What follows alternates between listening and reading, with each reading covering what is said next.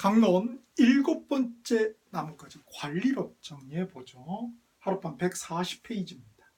자, 관리론 파트는 딱 한 문제 정해져 있습니다. 주로 뭐가 나오느냐? 바로 관리 종류죠. 관리 종류 중에서 특히 A급, 주체. 그래서 주체에 따른 관리 종류. 우리가 관리 3방식이라고 하는 게 있습니다. 그거 이제 차이점, 세 가지 장단점을 구별할 수 있겠는가. 그래서 142페이지 보면 출제의 세 번째가 그거죠. 자, 143페이지 요약을 한번 볼까요? 맨 밑에 주체 분류에 따라서 자가, 위탁, 혼합 관리가 있다. 이게 이제 관리의 3방식입니다. 자, 장점, 단점 구별인데요. 자가 관리는 자기 거니까 아무도 몰라. 힘이 좋지. 그런가 뭐야. 그냥 쭉 하던 대로. 그래서 타성화에 저는 단점이 있습니다. 누구 해골 리가 없으니까. 위탁 관리는 뭐야? 전문 관리, 전문가가 하니까. 그러나 뭐야? 기밀수가 불안전합니다. 혼합 관리는 짬뽕이 되겠죠. 자, 발달 순서는 자가 위탁이 아니라 자가 혼합, 그 다음에 가장 이제 전문적인 위탁, 이렇게 순서가 된다라는 거. 그래서 142페이지에 한 문장으로 정리를 해봤고요. 그 다음에 144페이지 임대차 관리는 우리가 임대차 용어가 있어요. 조, 순, 비율 임대차라는 거. 그래서 이 조라는 것은 일본 한자죠. 한자 일본 친구들이 많이 쓰는. 그래서 요 지금 친구 아닌가요? 그래도 친하게 지내죠. 이유 좋다는 게 참 안타깝습니다. 자, 그래서 좀 크게. 그래서 여기서는 총, 우리는 총, 그런데 거기는 조 이렇게 했습니다. 자, 그래서 임대료 보니까 총 임대차, 조 임대차는 임대료가 순 임대료 플러스 운영 경비까지 해서 어디에 적용이 죽어요. 순 임대차는 순 임대료, 비율 임대차는 기본 임대료 플러스 추가 임대료가 있어요. 상업용에. 자, 그래서 이런 차이점 구별할 수 있는 거. 항상 우리 객관식은 뭐예요? 차이점 구별. 자, 8번째 나뭇가지 입지론입니다. 입지론이 상당히 내용이 굉장히 많아요, 사실은. 그런데 이제 우리는 조금 약하게 다룬 면이 없잖아요, 있죠. 우리 유통관리사, 거기서는 굉장히 중요한 게 입지론이죠. 어디에 입지해야지 장사가 잘 되냐 이거죠. 자, 입지론에서는 봅시다. 가장 중요한 게 입지론이죠. 입지이론. 그래서 우리 주거입지론부터 해서 상업입지론까지 있는데 가장 돈 냄새가 많이 나는 상업입지론이 A급이 되겠습니다. 자, 148페이지 입지조건. 그래서 우리 주거지, 공업지, 상업지 입지 조건에 있어서 그 유용성이 있죠. 쓸모, 뭐가 중요하냐 이거죠. 149페이지 보니까 주거지는 쾌적성, 편리성, 이게 중요하죠. 그 다음에 공업지는 생산성, 상업지는 수익성. 수익성은 이제 매상고다. 그래서 이런 표현을 씁니다.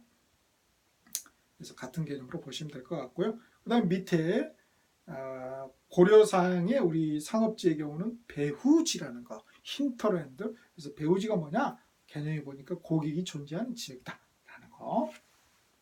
답 150페이지 입지이론이죠. 이게 이제 가장 중요한 거죠. 그래서 농업입지론부터 해서 상업입지론까지 가장 잘 물어보는 건 뭐다? 그렇죠. 상업입지론을 집중적으로 물어봅니다. 자, 상업입지론 보니까 다 기본적으로 어떤 그 비교되는 용어가 있으면은 어떤 그 차이점을 구별하는 그런 출제적인 관점을 갖게 되는 건데요. 상업입지론이 특히 중요하다고 그랬죠. 그래서 상업입지론의 그 거시적 중심지이론, 미시적 중심지이론, 그리고 소매인력 법칙, 수정 소매인력 이론. 누가 주장을 했고 내용이 뭔지 또 각각의 차이점이 뭔지 그거 구별하는 거. 이게 포인트가 되죠. 그 다음에 이제 특히 미시적 중심지 이론에서는 우리 확률적 상권 분석 모형이라는 게 나옵니다. 그때 매장의 이용 가능객 수, 공식 계산, 이게 이제 중요하죠. 잘 나왔죠. 그 다음에 소매인력 법칙은 인구 유인비, 인구를 유인하는 비율이 어떻게 되는지. 그 다음에 수정 소매인력 이론에서는 분기점, 어떤 영향력의 분기점. 경계가 어떻게 되는지 그 거리 계산하는 거, 기타 이제 내용들 이루어져 있습니다. 자, 그럼 한번 가 볼까요? 자, 152페이지. 농업입지론. 주거입지론 잘 안 나오지 않고요. 농업입지론은 고립구기론, 보기로 좀 잘 등장하죠. 여기에 포인트는 일단 주장은 튀넨이라는 튀죠. 굉장히 이름이 독일 사람입니다. 그래서 튀넨이 보니까 밑줄 봅시다. 농업 경작 권역이 각 지대 곡선이 교차한 점에서 결정된다라는 거죠. 이게 이제 입지교차 지대론. 우리 지대론 파트에서는 그렇게 불러요. 여기서는 입지론에서는 고립구기론 이렇게 부르고 그 말이 그 말이에요. 핵심은 뭐다? 지대는 수성비제라고 봅니다. 요거죠. 그 다음 153페이지 공업입지론에서는 배버의 최소 비용 이론이 중요합니다. 그래서 내용에서 두 번째 줄에 보면 수송비, 노동비, 집적이익의 무게중심점, 이게 가장 좋은 공장이 들어설 곳이다. 최적입지다 라는 거죠. 그래서 그 중에 특히 세 가지 중에 제일 중요한 건 수송비. 그 다음 공업입지 순서는 최소 수송비, 최소 노동, 그 다음에 최대 집적이익 순으로 따져보는 거죠. 그런데 이제 두 개는 최소인데 이익은 최대가 돼야죠. 수송비나 노동비는 비용이니까 비용은 최소가 돼야 되는 거. 그래서 이런 일상평을 구별하는 거, 최대 최소. 이렇게 구별하는 게 중요하겠습니다. 자, 밑에 이제 공업지 관련해서 입지계수, LQ라는 게 나오죠. LQ. 자, 그래서 밑에 보니까 지역 특정 산업의 기반 산업인지 아닌지 그 여부를 판단하는 수다. 그래서 분모 크게 복분수라고 그러나요? 중복되잖아요. 분수가 있는데 큰 분수가 있고 그 밑에 또 분모 분자에 또 분수가 있죠. 자, 그래서 보통 우리가 큰 것은 분모로 가죠. 밑에 분모. 그리고 작은 것은 위로 가지 않습니까? 큰 것은 밑에 가잖아요. 밑에 깔리잖아. 분모는. 엄마 늘 업고 다니자고. 깔리죠. 자식은 위에 올라타고, 아버지가 안 왔다 그러면 막 목도인지 올라탔죠. 그래서 큰 것은 분모, 전국이 크잖아요. 그 다음에 작은 것은 분자, 지역은 작으니까. 그 다음에 전산업 크잖아요. 그 자체 내에서 분모, 특정산업 작은 거잖아요. 그러니까 분자. 그래서 모자, 지갑만 그런 개념. 우리 뭐 엄마 등에 업혔을 때부터 이미 우리는 알고 있는 개념을 입지계수, 입지론 연구한 사람이 여기 뭐 별거 아닙니다. 여기 일임료는 뭐예요? 자급자족. 1보다 크면 수출 기반 산업이 됩니다.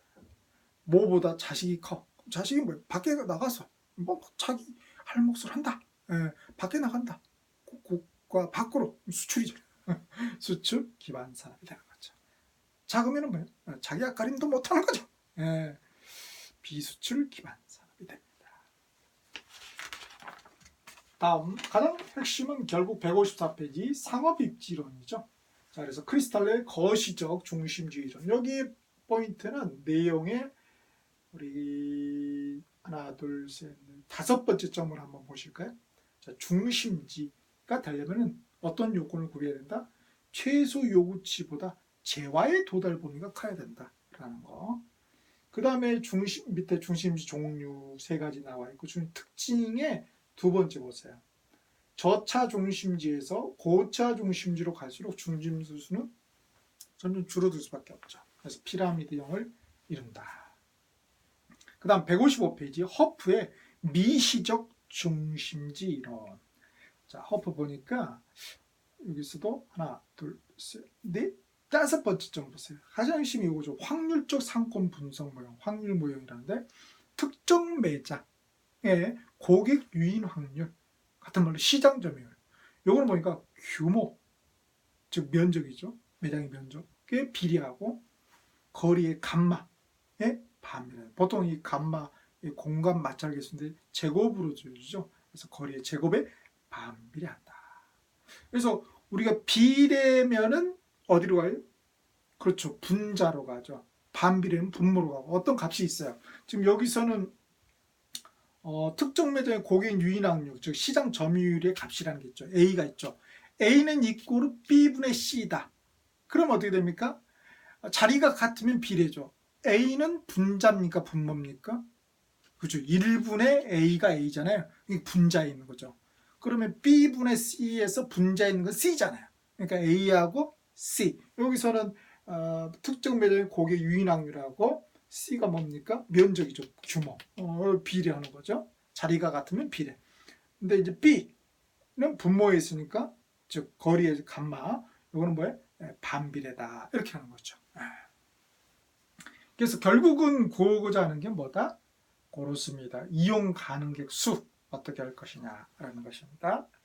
그래서 C도시 인구수 곱하기 도시의 인구수 곱하기 할인점 이용 비율이 있다면 그 비율까지 곱해주고요. 그 다음에 이제 비로소 이제 A 할인점의 고객 유인력을 곱해주면 되는 것이죠. 그래서 분자냐 분모냐 요것만 생각하시면 그렇게 어렵지 않게 공식도 암기될 수 있을 것입니다. 자, 다음에 랠리 소매 인력 법칙에서는 두 번째 점 보겠습니다. 판매규 크기는 인구수에 비례하고, 그리고 거리가 아니라 거리의 제곱에 반비례. 심지어 이런 것마저도 튼다 이거죠. 거리냐 거리 제곱이냐. 우리는 크게 그거 같은데 말이죠.